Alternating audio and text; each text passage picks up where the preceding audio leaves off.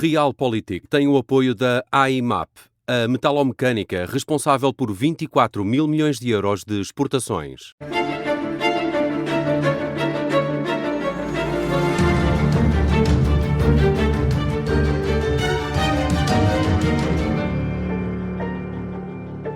Bem-vindos ao Realpolitik, uma conversa sobre política e atualidade todas as semanas aqui na Rádio Observador e em podcast também. Eu sou o Miguel Pinheiro. Eu sou o Sérgio Zapinto. E nós hoje vamos falar sobre o facto de a China se ter transformado esta semana no novo centro do mundo. Vamos falar sobre a mudança na forma de fazer a guerra na Ucrânia, que está a ter bons resultados. Mas antes, Sérgio, Cavaco Silva foi nesta terça-feira distinguido com a Ordem de Mérito Europeia pelos seus contributos enquanto Primeiro-Ministro durante a primeira década de Portugal na Europa. Tivemos o Bloco de Esquerda, o PCP e o Chega a criticarem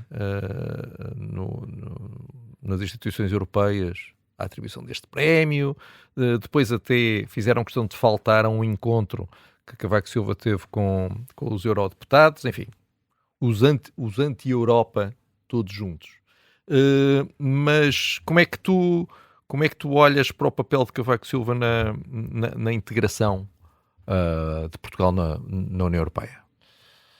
Bem, eu, em primeiro lugar, quero felicitar a professora Cavaco Silva pelo prémio. Acho que é merecido e é uma figura importante da Constituição Europeia. Conviveu com grandes cimeiras decisivas para o aprofundamento do mercado interno e, portanto, é um europeísta que contribuiu para a construção da Europa.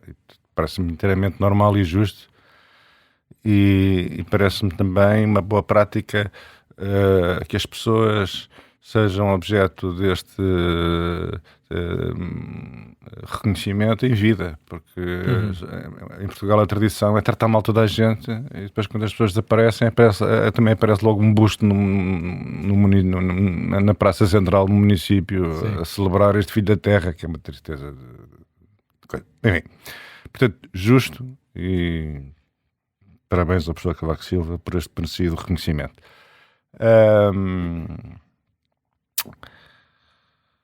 O professor Cavaco Silva foi muitos anos primeiro-ministro, beneficiou de maiorias absolutas, teve condições políticas excepcionais para organizar a transição de Portugal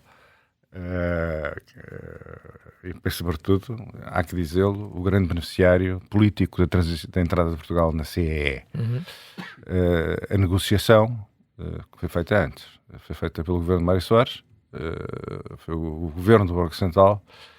E há duas figuras absolutamente centrais, são muito mais importantes do Cavaco Silva no processo de integração europeia. Uma é Mário Soares e o seu talento político e a sua determinação em meter Portugal na União Europeia, que era muito difícil por causa das dificuldades criadas pela Espanha. Não que a Espanha se opusesse à entrada de Portugal, mas porque, por isto é importante como a França se opunha à entrada da Espanha e havia o entendimento político de que Portugal e a Espanha, a Península Ibérica, entrariam ao mesmo tempo. Portugal estava refém da situação espanhola. E Soares teve aquele slogan, a Europa connosco, não é? Logo. Isso é outra história. Logo. Isso é muito anterior. Vamos falar disso. Certo. Bom. E a outra figura... Agora distraíste-me com desculpa, peço desculpa aí aos nossos ouvintes, peço imensa desculpa. Por muito pertinente e oportuna que sejam as tuas então diz lá, descreve, era alguém com bigode? Era o Hernani Lopes. Okay. O Hernani Lopes foi o homem que tratou da adesão de Portugal à União Europeia e que fez o país preencher os requisitos para poder aderir à CEE, melhor dizendo, a Comunidade Económica Europeia. E esses anos do Bloco Central não foram anos fáceis, foram anos difíceis, foram anos de uma brutal austeridade e o governo era profundamente impopular. O governo que criou as condições para que nós entrássemos na CEE e beneficiássemos deste surto de desenvolvimento sem precedentes foi um governo extraordinariamente impopular. O que revela que às vezes para darmos um salto em frente há que sofrer um bocadinho, e foi o que aconteceu. Sofreu-se muito, houve fome em Portugal, houve situações desgraçadas, miseráveis. Aliás, é isso que contribui para a tensão política que depois na Marinha Grande se traduz de forma violenta naquela agressão de que Mário Soares é vítima da sua candidatura presidencial, mas dava uma ideia do grau de tensão política do país, não é? Realmente Hernani Lopes criou as condições para que o país entrasse na União Europeia e depois de fechada a negociação, vozes no Partido Socialista disseram: bom, isto acabou, é preciso agora abrir os cordéis à bolsa e ter uma política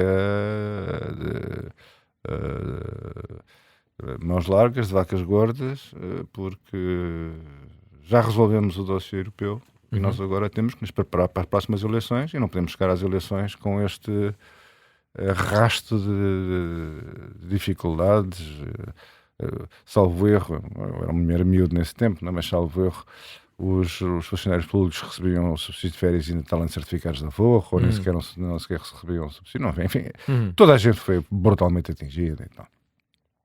E na altura Mário Soares disse: não, isso seria um gesto de grande indignidade para com Hernani Lopes. Nós temos uma grande dívida e o país tem uma grande dívida para Hernani Lopes, e Hernani Lopes ficará no governo até o fim. E nós pagaremos os custos da política que tivemos que seguir. E assim foi.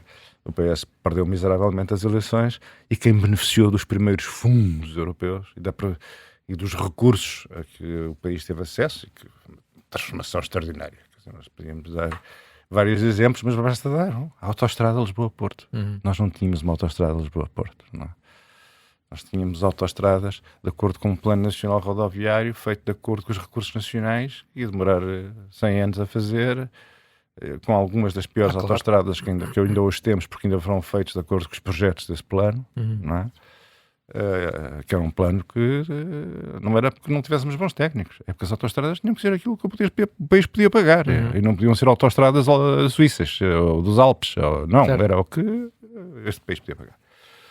E, portanto, foram anos de crescimento. O grande problema dessa transição para a CEE precedeu, durante muito tempo, nós tivemos na CEE como o país mais competitivo da CEE. Nós, para já, tínhamos uma prática antiga que tinha sido desenhada por Silva Lopes, quando foi governador do Banco de Portugal, nos anos 70. Com o seu colaborador, um jovem colaborador que estava aqui a estagiar, chamado Paul Krugman, chamada Crawling Peg, ou seja, a desvalorização competitiva. E o país, a nossa economia, sempre que perdia mercado, cota de mercado, desvalorizava-se um bocadinho o escudo e nós recuperávamos a cota de mercado. Isso tinha as suas vantagens, mantinha as empresas, mantinha o emprego, mantinha os salários. Nós estamos a falar da época dos chamados salários em atraso. Estamos a falar das empresas fechadas, os trabalhadores à porta que não recebiam à mesa. Estamos a falar do aparecimento, salvo erro no governo do PS, dos contratos a prazo. Nós estamos a falar estamos a falar de Mário Soares referir-se que nós precisamos dos empresários de progresso, que era a maneira como na altura era possível um homem de esquerda referir-se à classe empresarial. Quer dizer, nós estamos a falar de um mundo que ninguém já se lembra dele. Não é? E a verdade é que quando depois ocorrem acontecimentos, tem um grande impacto na economia portuguesa, desde logo o alargamento, que, de acordo com a benévola interpretação que correspondeu à necessidade de estabilizar politicamente os países saídos da Europa de Leste, os países vinham do outro lado do muro, e portanto que deu para a estabilidade na Europa, aqueles países eram países instáveis, democracias recentes. A interpretação menos simpática é de que o Reino Unido foi o grande defensor daquela rápida integração com o objetivo de diluir a capacidade de aprofundamento da integração política da Europa. O Reino Unido acharia que quanto mais aqui estivermos, mais difícil, se não impossível, ainda por cima que muitos países leste, como ainda hoje se nota, vivem um pouco aquela ideia de que, bem, nós tivemos uma soberania limitadíssima, porque a mandava era Moscou, e agora temos outra vez uma soberania limitadíssima, porque a mandava é Bruxelas. Portanto, havia ali um caldo de cultura favorável a uma reação política anticentralista e anti-Bruxelas. O Reino Unido, antes de se pôr ele próprio fora da União Europeia, ainda conseguiu baralhar tudo com uma série de países, em Estados ao mesmo tempo. Bem, ora, esses países, como é evidente, com ordenados miseráveis e geralmente com elevados níveis de qualificação, tiraram a Portugal a posição de privilégio no mercado interno europeu, que é muito importante. Depois houve o chamado Acordo de Multifibras, que foi a abertura da Europa ao têxtil de fora da Europa, e Portugal, qual é que era uma base fundamental na nossa economia? O têxtil foi fortemente atingido. E, evidentemente, a entrada na moeda única criou uma situação nova. A situação nova é que nós podemos chamar-lhe euro, porque é o nome que efetivamente tem. Mas o que nos aconteceu foi que nós entramos para a zona marco, ou seja, deixámos o nosso crawling peg e de repente entramos na zona marco, onde não podíamos fazer crawling peg nenhum, havia nenhum crawling peg nenhum a fazer. Não há cá desvalorizações. Não há cá desvalorizações. E o que é que não tinha acontecido? Não tinha acontecido a transformação estrutural da economia portuguesa. Ou seja, uma economia que vivia da desvalorização competitiva, do trabalho barato e da possibilidade de desvalorizar a moeda, de repente transforma-se uma economia como uma moeda forte, sendo que a natureza da sua produção não tinha comparação com a natureza da produção trazida ao mercado pelos países economicamente mais desenvolvidos. Ou seja, os alemães fabricavam Mercedes, produtos complexos de alto valor acrescentado, e nós fabricávamos produtos de baixo valor acrescentado, que tinham que competir sem poder recorrer à desvalorização. Não. Com tudo mais caro, salários mais caros, os produtos mais caros, e portanto o país, isso conduziu, isto era já outro programa, isto conduziu à crise de 2009, não é? Porque, como é evidente, os mercados da Norte Europa estavam saturados de dinheiro, viviam em superávit, não é? Tinham que alocar, não é? E o Sul vivia ávido de capitais. A remuneração dos capitais era mais elevada no Sul. Portanto, o Norte encharcou o Sul do dinheiro e isso criou... nós lembramos do país... eu lembro-me de ser pequeno e de vez em quando via-se um Mercedes ou dois. Até dizíamos que era o carro dos patos bravos. Não sei se é desse tempo. Mas hoje é um Mercedão gigante num país como o nosso. Olha lá, é um pata bravo. Bom, e de repente o país agora são Mercedes. A partir dos anos 90, porque uma moeda forte era mais fácil nós acedermos a esse tipo de consumos. Mais difícil era ganharmos o suficiente nos nossos empregos, gerarmos riqueza suficiente para pagar aqueles Mercedes. E, portanto, isto é uma coisa muito esquemática e simplificada, com todos os defeitos que esta descrição implica, que este procedimento implica, mas basicamente foram esses os desequilíbrios. Mas deixa-me só sublinhar não te esqueças daquele assunto que disseste há bocado. Europa connosco. Europa connosco. E concordando contigo, só sublinhar uma coisa. Não era inevitável que as coisas corressem bem. Não era inevitável que, por um lado, enfim, claro, com certeza que houve uma negociação importante antes dos governos de Cavaco Silva, e houve muitas negociações importantes, os PEDIPs e tudo isso, coisas que não estavam garantidas, que podiam não ter acontecido e que aconteceram, seguramente com algum mérito. Mas esses fundos, eu lembro que estava no liceu e tive que fazer um estudo sobre a adesão de Portugal à CEE. E eu tinha 12 ou 13 anos e considerava-me um comunista convicto. E então, para além de ter ido acho que antigamente não era o Instituto Gemonier, mas já havia uma representação da União Europeia que tinha prospectos para tudo. FEOGA, FEDER, não sei o quê. Imagina-se que é um miúdo de 12 anos a ler as regras do FEOGA e do FEDER. Depois comprei também uns livros. Não, mercado comum. Portugal vai ser a floresta da Europa. Monocultura da árvore. Não sei bem. Eu lá fiz ali uma coisa aguerrida, muito fundamentada. Mas isto só para dizer o quê? Esses fundos já existiam todos, não é? Esses fundos já existiam todos. A PAC, o FEOGA, já tudo. Havia uma coisa que era o GIPS FEOGA. Lembras-te do GIPS FEOGA? Perfeitamente. Acho que foi o Soares que inventou a expressão. O dinheiro vinha para a agricultura portuguesa e os nossos agricultores...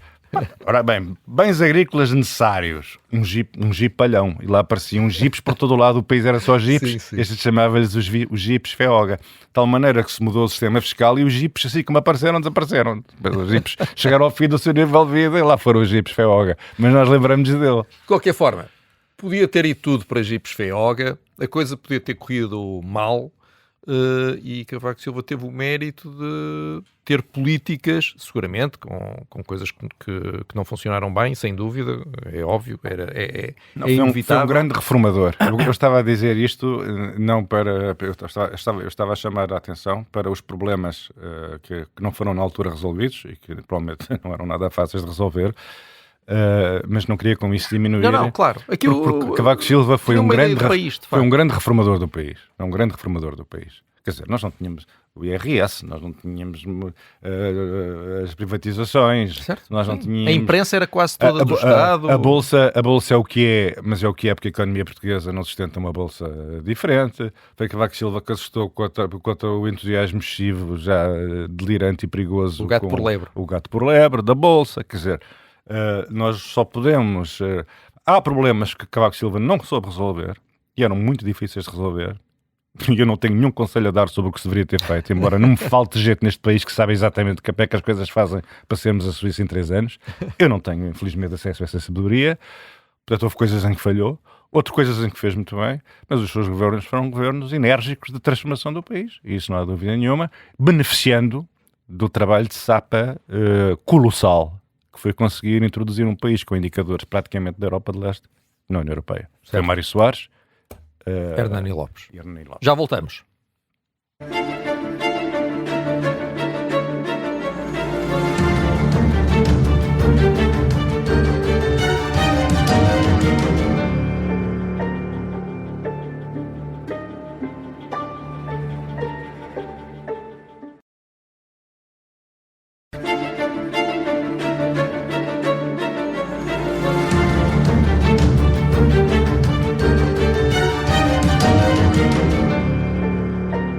Bem-vindos de volta ao Realpolitik. Sérgio, estamos a falar de Cavaco Silva. Entusiasmámos-nos aqui um bocadinho. Foi tão bom que queremos continuar. Cavaco Silva... Vê-se logo que é um tema da tua predileção. Finalmente consegui, Sérgio, transformar-te num cavaquista. Atenção, isto foi rápido. Olha, já não vais ter descanso lá na tua paróquia. Sou uma pessoa sem personalidade. Então, Cavaco, que outras coisas maravilhosas é que há para lembrar de Cavaco Silva? Nós há bocado, mesmo antes do programa, até estávamos a falar do anti-Cavaco, do independente, mas até podemos dar uns toques nisso. Mas antes disso, Cavaco e Thatcher, querias falar um bocadinho sobre isso? Um aspecto interessante da nossa política europeia, não sei se devemos chamar-lhe política externa, era um alinhamento frequente entre Thatcher e Cavaco. Cavaco seguia a linha política de Thatcher. Cavaco sempre foi um europeísta, portanto não entrou naquela fase de euroceticismo da senhora Thatcher, que está na origem do Brexit. Mas Portugal seguiu muito a política externa inglesa na União Europeia, e não sei se as pessoas se lembrarão, mas o Reino Unido era dos países mais complacentes e protetores, se isto não é, sem querer usar uma expressão excessiva, do regime do apartheid na África do Sul. E Portugal também aí acompanhou o Reino Unido. Fomos dos países mais lentos a condenar o apartheid. Isso afetou as relações entre Portugal. Eu julgo que hoje ainda terá impacto nas relações entre Portugal e a África do Sul. Portanto, esse alinhamento teve custos também políticos nesse aspecto. E na política europeia, esse acompanhamento sistemático do Reino Unido. Enfim, repare que na altura a grande tensão que existia, que eram os 3 grandes polos de poder. Era o Sr. Jacques Delors, presidente da Comissão Europeia, que Cavaco Silva elogia muito nas Cavaco Silva elogia muito, e que foi de facto um homem com uma capacidade de construção e de um visionário e um homem com grande capacidade política, e que, repare, compara-se o estatuto de Delors com o da senhora van der Leyen, quer dizer, não há comparação possível. Ou dos outros pigmeus que antecederam a senhora van der Leyen. E o eixo franco-alemão, não é? Na altura, com 2 colossos, Mitterrand e Kohl, não é? E foi nessas águas, quer dizer, também foi um privilegiado, teve a possibilidade de lidar com pessoas desta envergadura. Sim, ele nas memórias conta o primeiro Conselho Europeu onde esteve e confessa que estava ali meio perdido, tinha o assessor diplomático a tentar fazer com que ele percebesse o que é que estava a passar ali, porque realmente aterrou de repente com os tubarões, todos, mas ele realmente conta N episódios em que conseguiu convencer a Sra. Thatcher a não obstaculizar a esses programas de apoio a Portugal e de ida de fundos para Portugal. E provavelmente a boa relação que mantinha com a Sra. Thatcher terá sido útil para resolver esses problemas, certo. Porque a Inglaterra tinha um problema. Eles sentavam só lado um do outro. Eles na altura, quer dizer, havia um problema europeu com o Reino Unido. Tinha a ver com o rebate, tinha a ver com o dinheiro que o Reino Unido tinha que transferir para o orçamento da União por causa da política agrícola comum, para participar na política agrícola comum. Enfim, agora não vamos aprofundar esse assunto que deu origem àquela afirmação da Sra. Thatcher: give us back our money, não é? Aquela ideia de nós estamos aqui a financiar estes fulanos e depois o dinheiro é derramado pela agricultura francesa e alemã. Mas a verdade é que os países do Sul todos sofreram bastante nas suas economias, por exemplo a Itália. Um país que em certa altura existiram dúvidas sobre qual é que era verdadeiramente, sabendo nós que a economia paralela italiana existe, existiam as maiores dúvidas sobre qual era a maior economia, se a economia italiana era maior ou mais pequena que a do Reino Unido. Portanto, a Itália, que era a seguir a Alemanha o país mais industrializado da Europa, como é lembrar isto. Toda a gente se lembra das máquinas, dos automóveis, dos Fiat, das máquinas de escrever Olivetti, dos computadores, do não sei o quê. Era um país altamente industrializado. A Itália vai sofrer muito com a entrada na zona euro e a Itália vai viver décadas de crescimento medíocre, não é? Portanto, quer dizer, nós podemos concentrar-nos na política nacional e dizer: olha, aqueles anos vieram estes tipos, deram cabo do país, olhem para este desempenho miserável, está na curva ascendente e de repente, pum, um platô, não saímos daqui. Temos que olhar para o resto, temos que ver o que é que aconteceu na Espanha, o que é que aconteceu na Itália, o que é que aconteceu na Grécia. Quer dizer, a moeda única, enfim, uma construção histórica extraordinária, de facto trouxe dificuldades muito grandes aos países do Sul. Certo, mas também convém olhar para a história alternativa, não é? O que seria de nós com uma classe política capaz de desvalorizações de moeda consoante as conveniências eleitorais? Que consequências é que isso teria tido? E há um outro ponto, enfim, nós estamos a falar muito da questão económica, porque é muito essa imagem que está associada a Cavaco Silva, mas a entrada na União Europeia e o facto de nós termos conseguido manter-nos na União Europeia foi uma garantia da democracia. Mais do que, não só da garantia da democracia, que isso era a ideia do Soares fundamental. Nós chegamos ao fim do ciclo do Império e nós não temos dimensão para justificar e sustentar a nossa independência como um país desenvolvido e próspero. E, portanto, nós fechamos o ciclo do Império e vamos abrir o ciclo europeu. Que é uma coisa curiosa, porque antes da queda da outra senhora, antes da queda do salazarismo, já os setores mais modernizantes do regime diziam: o futuro não está em África, o futuro está na Europa. Sim. João Salgueiro, Xavier Pintado, Rogério Martins, todos aquela geração tecnocrática começou, aliás, a viragem da economia portuguesa para o continente europeu começou no Estado Novo, principalmente no marcelismo, e portanto o Correia de Oliveira, não, como é que era o ministro? Não era Correia de Oliveira? Era Correia de Oliveira? Não era. Peço desculpa, não me estou a lembrar. Que foi um dos braços direitos de Salazar, tinha uma visão muito clara de que Portugal precisava trabalhar na Europa, e é interessante que o combate, e para ligar aqui um bocadinho ao Independente, só para falar uns 5 minutos sobre isso, o combate interno a Cavaco Silva acabou por se fazer muito, e é interessante, pelo anti-europeísmo. Ou seja, o Independente e depois o projeto político que saiu do Independente, que foi o PP de Manuel Monteiro e de Paulo Portas. Manuel Monteiro tinha como alma mater, o grande inspirador, Paulo Portas. Certo. E eles construíram um novo CDS, que seria o Partido Popular, que um dos eixos fundamentais era o ceticismo em relação à União Europeia. Portanto, foi também por aí que se começou a construir uma oposição. Tínhamos dois tipos de oposição a Cavaco Silva, uma no Palácio de Belém e outra na redação do Independente, não é? Com aquelas capas absolutamente desastrosas para o governo de maioria absoluta de Cavaco Silva. E realmente até a oposição a Cavaco Silva tem um eixo central na Europa e no anti-europeísmo. Sim, mas o independente foi muito mais do que isso. As coisas horríveis que fez a ministra Leonor Beleza, toda a gente se lembra desses episódios, as ideias da Leonor Beleza, também me lembro da altura que queria, se bem me lembro, não quero dizer agora também, destruir o Júlio de Matos para continuar a Avenida de Roma e com isso capitalizar o Ministério da Saúde, enfim, ideias loucas, e depois os disparates que não deram em nada do caso Costa Freire. Enfim, foram anos de grande convulsão. Mas só voltando um bocadinho atrás, quer dizer, é preciso perceber que a economia portuguesa sai do fim do ciclo do Império, de rastros. Há aquela ideia de que as nacionalizações destruíram a nossa economia. As nacionalizações causaram um grande prejuízo à nossa economia, ninguém tem a menor dúvida sobre isto.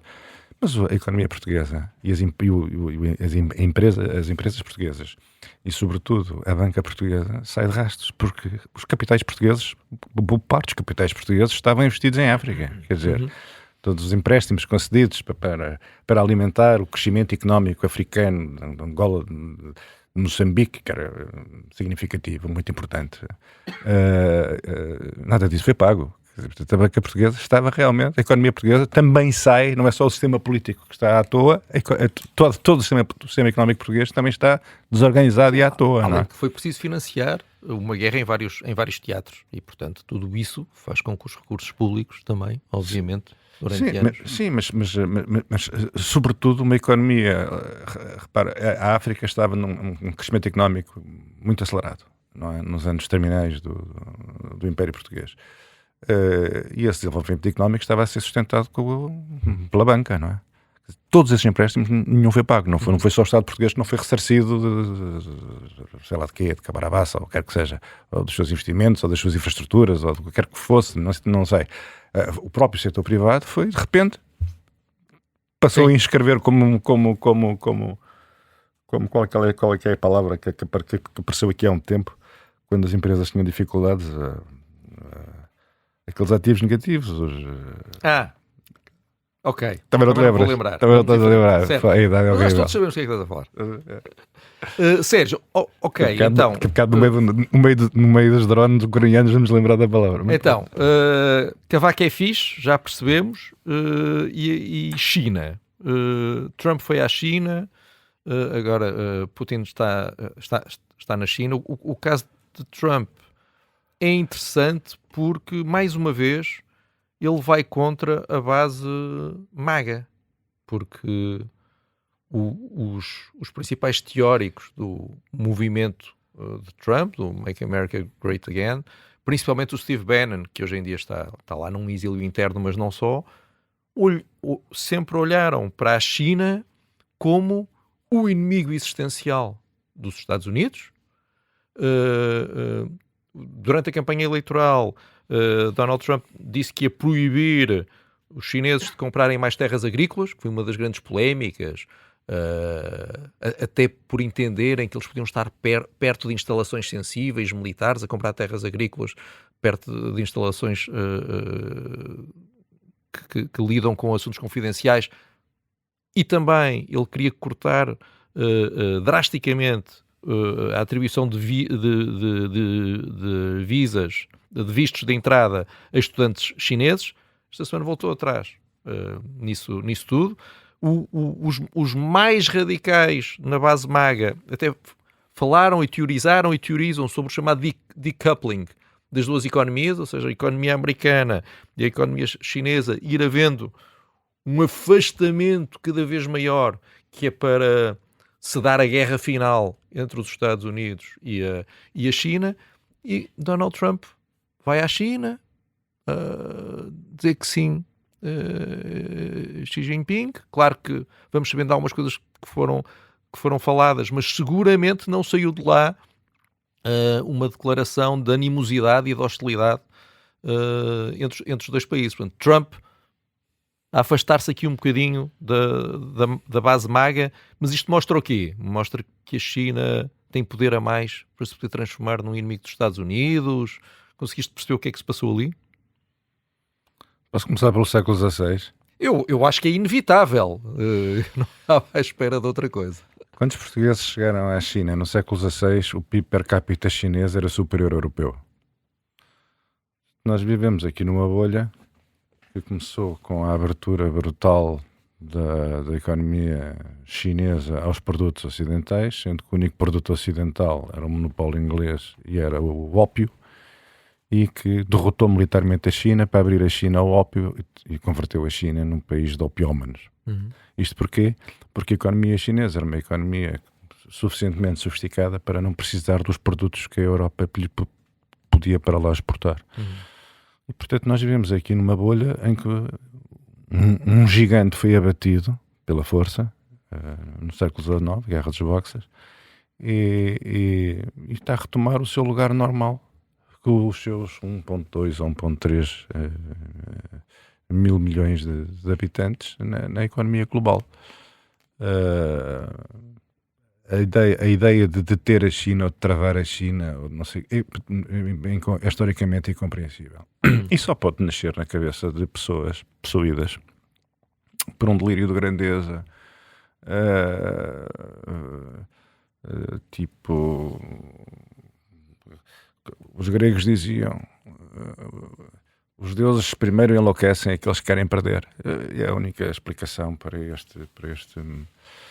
esta incapacidade de reconhecer que a China vai inelutavelmente ocupar o seu lugar na economia mundial, que já está a ocupar. Sim, mas acho que aqui o ponto é: quem é mais forte? A China ou os Estados Unidos? O mundo em que a China é mais forte economicamente? Agora ou quando? Quer dizer, no dia em que o produto per capita chinês for igual ao americano, a economia chinesa é maior que a europeia e a americana juntas. Portanto, isto só para ter uma ideia do que é a China.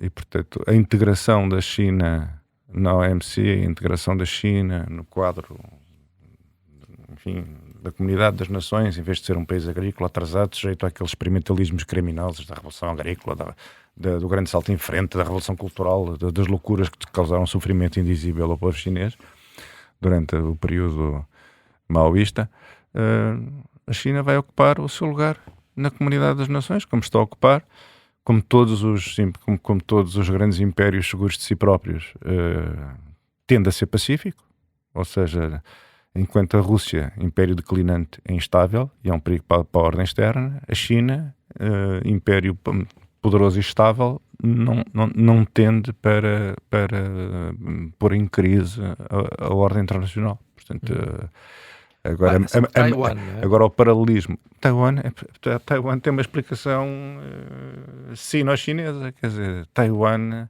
é a antiga Formosa dos portugueses, quer dizer, é uma ilha para onde as forças nacionalistas de Chiang Kai-shek, depois de derrotadas no continente, muitas delas a partir de Macau, se instalaram com o saque da China naquela ilha. Quer dizer, é preciso perceber a história, não é? Mas qual é o teu ponto? Não é que é inevitável. No meu tempo, quer dizer, isto não é a Espanha ter uma obsessão que quer invadir Portugal. Quer dizer, o problema chinês e Taiwan é um problema que nós temos que fazer um esforço de compreensão das razões de Taiwan e das razões chinesas, não é? E um dos aspectos mais interessantes do tempo em que vivemos é assistirmos ao desenvolvimento tecnológico militar, não é? E tentarmos projetar esse desenvolvimento tecnológico num cenário do Estreito de Taiwan. Quer dizer, como é que é possível alcançar o objetivo? Repare-se que os Estados Unidos reconhecem a soberania chinesa sobre Taiwan. Isto é uma coisa interessante, não é? Reconhecem. E Portugal também. Quer dizer, ninguém diz que Taiwan é um país independente, na parte da China, mas é governado autonomamente. E, portanto, a ideia é proteger a capacidade de Taiwan de se governar autonomamente. Não é discutir que, historicamente, Taiwan é China. Isso é um equilíbrio para evitar um conflito mais abrangente, não é? Mas a questão é mais ainda hoje em dia, quando Taiwan praticamente domina a indústria dos semicondutores, um dos receios da base MAGA também é: se antes de nós conseguirmos reconstruir a nossa capacidade de competir na área dos semicondutores, se antes de fazermos isso, China toma conta de Taiwan, então China está a controlar completamente a economia mundial. A base maga é o quê? A base maga é um grupo significativo. Não é só a base maga, há muito mais gente apoiando Trump, do Midwest e tal, e que se calhar não se considera maga. Eu quando penso em maga, pensei para malucos a atacar congressos e capitólios e não sei o quê. Mas, há muita gente respeitável. Claro, aqui eu estou a falar da base intelectual. Porque quer dizer, do movimento. A globalização conduziu a uma enorme redistribuição de oportunidades, desenvolvimento e riqueza à escala global, arrancou o país da miséria extrema e agravou as desigualdades entre as cidades ocidentais. Pronto, isto é um dado adquirido. E os Estados Unidos sempre foram uma grande potência industrial, desde sempre. E a globalização pôs em crise dessa dimensão industrial dos Estados Unidos. Os Estados Unidos têm aquelas cidades fantasmas como é que eles chamam aquilo? O cinto da ferrugem, ou não sei o quê, Rust Belt, que são, quer dizer, imagine-se imagina o americano dos anos 50, todo satisfeito com a sua mulher e criancinhas, tudo à roda de um carro novo, à porta de uma casa, também ela com um ar resplandecente e acabar de fazer. Quer dizer, esta imagem de prosperidade e de riqueza da América economicamente dominante e a fábrica do mundo que exportava para todo lado, não é? Quer dizer, esse mundo acabou. E a globalização criou, em vez dessa América das pessoas com carro e família, criou a América dos mega bilionários de Silicon Valley e de Wall Street, aqueles que têm fortunas pessoais maiores que o PIB de metade do mundo combinado. Portanto, quer dizer, a América mudou. E todos os deserdados desta transformação foram os apoiantes de Trump. Portanto, em vez de insultar os apoiantes de Trump, é preciso perceber o que é que aconteceu na América. A dificuldade das pequenas comunidades, a dificuldade dos que têm as suas pequenas quintas, a dificuldade das pessoas que antigamente trabalhavam e sustentavam a família toda e agora mal conseguem pagar as contas no fim do mês. Mas é essa base que sente que... Por isso é que houve tantos democratas que passaram para o Partido Republicano. E o Partido Democrata ficou tão refém das chamadas minorias étnicas nos Estados Unidos, os hispânicos, os negros e tal, que são os grupos socialmente mais castigados e prejudicados. E maltratados. Certo, mas quer dizer, enfim, acho que aqui o ponto é o de imaginarem que no dia em que os Estados Unidos ficarem, se esse dia chegar nas mãos da China, estará em causa o próprio modelo de liberdades americano, mas isso fica para outro programa.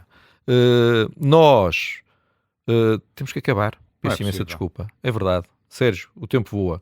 Mas na próxima quarta-feira, e essa é a boa notícia, nós vamos estar de volta e há uma coisa muito importante que as pessoas podem fazer daqui até lá, que é, se forem a uma plataforma, daquelas plataformas de podcast, Spotify, Apple Podcasts, têm lá uma coisa para seguirem o programa, a vossa vida ficará muito melhor, porque não têm de estar à espera de nada, aquilo aparece logo ali no telemóvel. Haverá lá coisa melhor na vida. Então até para a semana, Sérgio. É um ego grandioso. Até para a semana.